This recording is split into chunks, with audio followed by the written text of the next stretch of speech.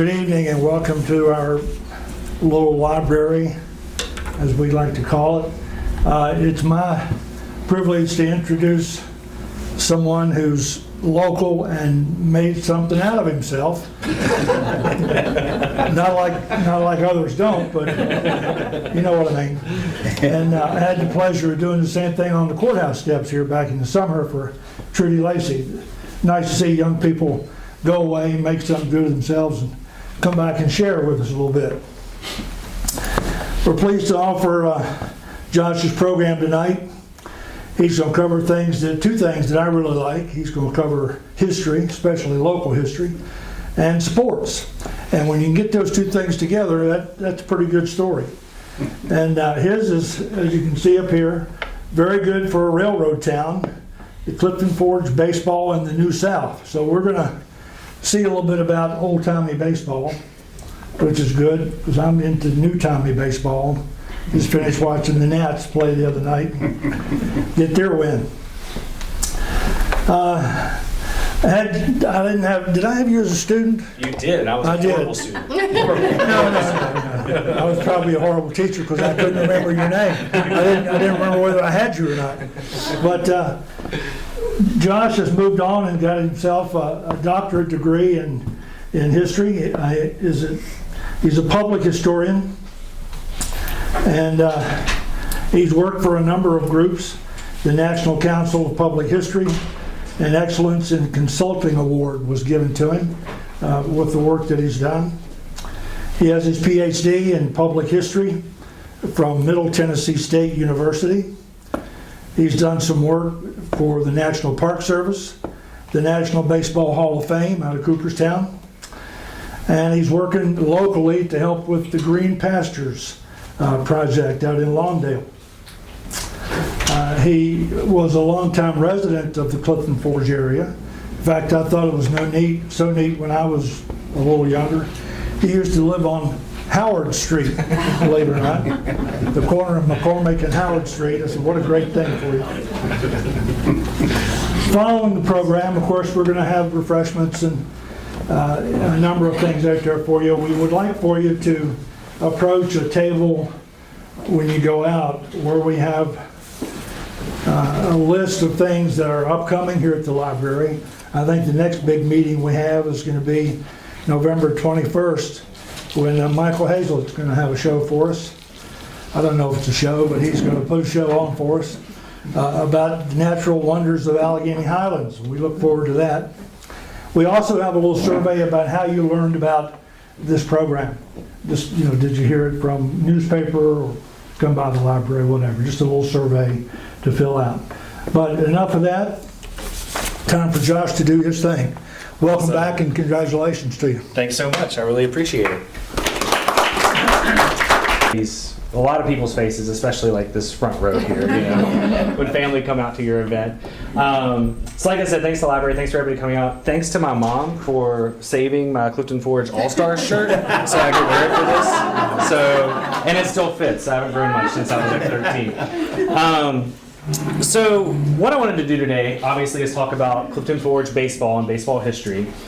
And this is something that I've been working on for a long time. I started researching and writing about this probably about 10 years ago. And I never had the opportunity, because as life dictates, never had the opportunity to come back to Clifton Forge and talk about it, right? This is something that I have, published in like the state journal, right? The state magazine journal. You can probably get this at the library. But I wanted to give this story back to the people of Clifton Forge, right? And really tell this origin story of the sport. I also hope that this is something I can do regularly with like other Clifton Forge history beyond baseball.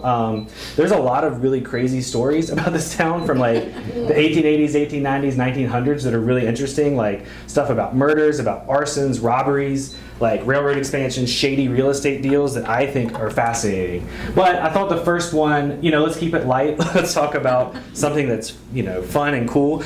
Baseball, right? So my first slide, conveniently enough, is also on the wall over there. I had no idea that was in the room before I did this. This is not actually a map of Clifton Forge. And I know it's a little bit small for those in the back to see. This is an imagined map of a planning map of what Clifton Forge could have been. right? So this was made in 1890. This gives you an idea of what the city was looking like.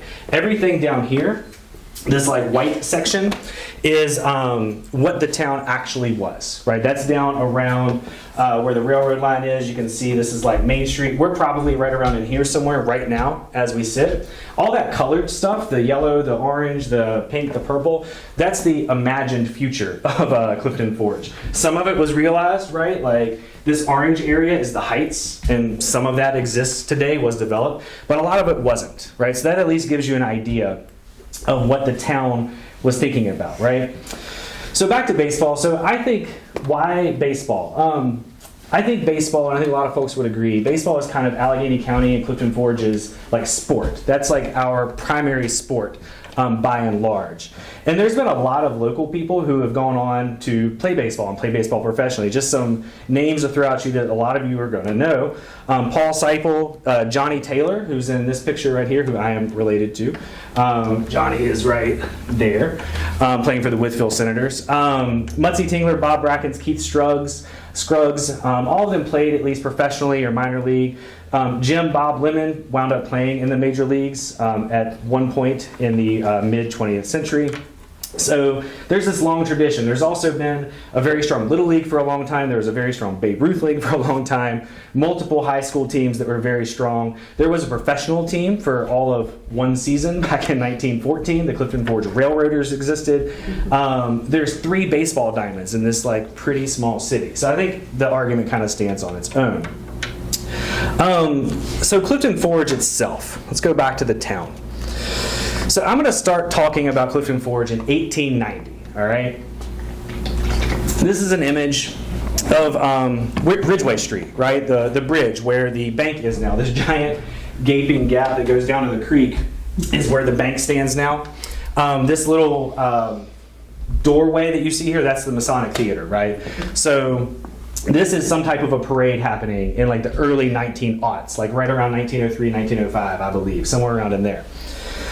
So to give you an idea of what the town was like at this time, it was growing very, very, very fast. The population in 1880 was about 700, somewhere between 600 and 700. By 1900, by the time this photo is taken, it's about 4,000, right? So that's a pretty, exponential growth. The town leaders recognized they had something on their hands because in 1880, Clifton Forge wasn't named Clifton Forge, right? The name of Clifton Forge was Williamson. They changed the name in 1884 to Clifton Forge, this thing that sounds like much more industrial, right? Like something that sounds like, oh, we're forging things here, we're industrious. We have the railroad coming into town. Williamson was just a person's name. Clifton Forge is where you would want to bring your business. This is another image. This is of Main Street. I think if you squint, you can see Jack Mason's Tavern there on the left. So the other nickname for Clifton Forge, and this might sound kind of silly today, but they called it, quote, the Altoona of the South, right? If you know Altoona, Pennsylvania. At the time, Altoona was expected to be the next great Pittsburgh, so Clifton Forge is going to be the next great Pittsburgh, I guess. But, maybe it was something that's lost in translation there. So as you can guess, what's driving all of this growth in Clifton Forge? It's the railroad, right? It's the Chesapeake and Ohio Railroad.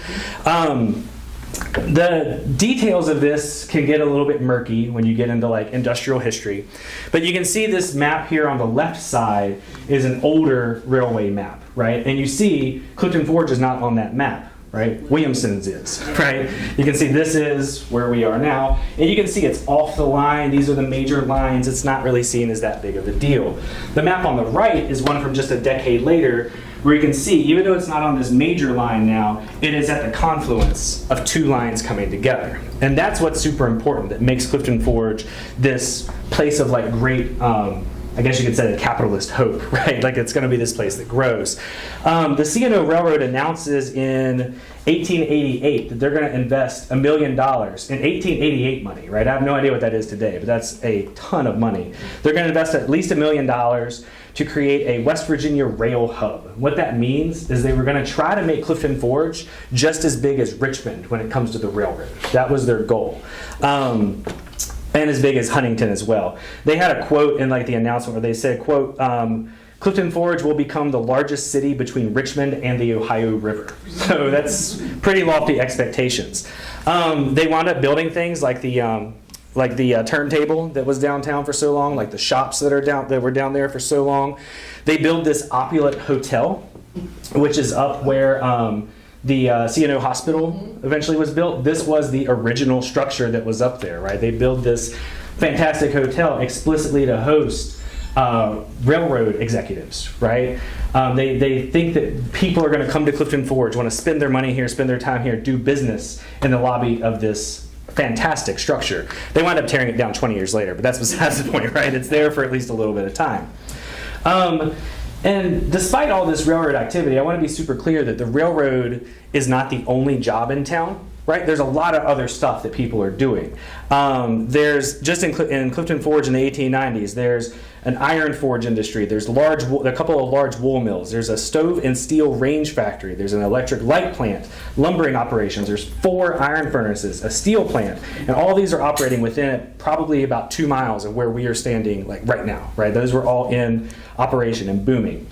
This structure, the Gladys Inn, also started catering to tourists, right? That should be no surprise when we're close to so many springs. People would stay there on their way to White Sulphur Springs or to Hot Springs or to Healing Springs or Warm Springs or all that. And the CNO was very much so promoting that. So alongside all this industrial development, there becomes this question of, okay, so we got all these new people in town, all these young men that are working on the railroad and all these other industries. What are they going to do with their free time? Right? So what are we going to do with the town? The town is very, very violent during this time period, right? There's a lot of racial violence. There's a lot of just pure rowdiness. There's a lot of drunkenness going on. And so leadership really starts pushing this idea of a baseball club. Right? All the cities that are developing at this time, one of the ways they kind of advertise themselves is by having a baseball team. The editor of the Clifton Forge Review, his name's W.H.H. Fringer, says, quote, "A good baseball club is a splendid advertisement for a town and should be met with the approval of all classes, especially the businessmen." Right? So that's how Fringer is selling it. I like to think of it much about how most college football teams don't actually make money anymore, but they still field college teams kind of to promote the school, right? It's kind of seen as an advertisement for the school. That's sort of kind of what's happening here. So before I dive deep into the baseball proper, I want to just make a couple of quick notes. Almost all of my sources are coming from white-owned newspapers. There were definitely African-American baseball games going on at the time, but they simply aren't documented anywhere that I can find. I am positive they were playing games, but we just don't know what was going on. I also heavily suspect there were women playing baseball as well. There's kind of like shadows when you read it. You can tell there's some women that are coming onto the field and at least taking a few swings at the ball, but there's no real documentation that really goes in depth on that. So we just simply don't really know that story. So we're going to start again, 1890. All right, let's go back. Let's go to the team itself. So the year is 1890, and 10 guys come together, and they officially form a baseball team. And this is not just a baseball team. They actually form a company. They actually form the Clifton Forge Baseball Company. They incorporate within the state of Virginia, probably so that they can like legally raise money and all that stuff. So you can see the names here. And I will interject and say, if you recognize any names on this list, please let me know, because I have no clue who some of these men are, okay? I have tried my darndest to figure out kind of the genealogy of these guys, and most of them are kind of invisible. I don't know who they are. So I'll just read the names real quick in case you can't see it. So there's Charles Ayler, Clifton Ham, R.T. Mosley, Emmy Huddleston, Edward Culp, James Mohiney, Thomas Accord, William Boswell, Charles Matthews, John Mohiney, and then returning to the bottom there, it says James Mohiney is captain. So those two Mohinis, those are the two names that I'm going to come back to pretty often. There were actually 3 Mohiney brothers. There was James was the oldest. When he forms the club and he is captain, he's 19 years old. His younger brother John is 17 years old. And they have a third brother who they probably must have just thought was too young or too nerdy to be on their baseball team, at least at first, named George, right? So it's James, John, and George Mohiney. They're also heavily involved in other sports that are happening in town as well. So if you can't read this, this is a invitation to come to the Mohini organized basketball game at the local YMCA, right? So the Mohinis, if you can't read this, it says you are invited to witness at 6:30 o'clock tonight public games of basketball at the lot west of the YMCA. Chairs provided for ladies. Come and enjoy the game, right? And you can see the names over here. You can clearly see George Mohini and John Mohini at least organized this particular game. Even though they were organizing basketball, as far as I can gather, this was a relatively uncommon thing that they did. They did events at the YMCA, but it wasn't really their passion. Their big passion was the Cliftons. These were local guys too. As far as I can gather also, all the Mohinis worked for the CNO Railroad in some capacity, and their father originally moved to the town for a job on the CNO. He would have been one of the first migrants to the area in that wave when Williamson is turning into Clifton Forge, right? Of all these other men, let's go back to that list of names again. The ones I've been able to track down in this 1890s moment when they formed the team, all of them were between the ages of 16 and 20 years old. Okay, so they were young men. But this, when we think about 18 years old today, it seems very young. These men were definitely all working full-time jobs, right? They were definitely working somewhere around town. They probably weren't going to school anymore if they had gone to a lot of school in the first place. They were probably done with school by the time they were 13, 14 years old. And most of them came from a similar background. So from what I've been able to track down, Charles Ayler, he worked at a laundry mill. Matthews was a CNO transfer clerk. Boswell was a barber. Mosley's dad owned the local grocery store at which Mosley worked at the store and would eventually take it over. And Huddleston worked for the CNO as an express agent. Okay, so that's everything. That's what all they did.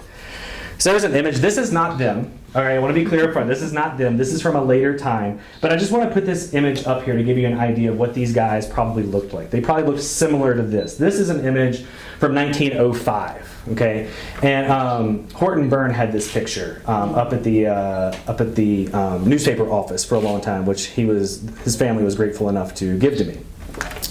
So keep in mind, you can just view this. Just view these guys in your head while I'm talking about them.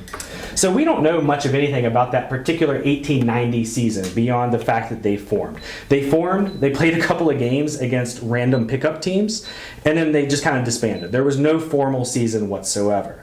So the next year, though, 1891, it gets a little bit more serious. There's a new team that's formed that calls themselves the Clifton Blues because they actually wear jerseys for the first time that are blue.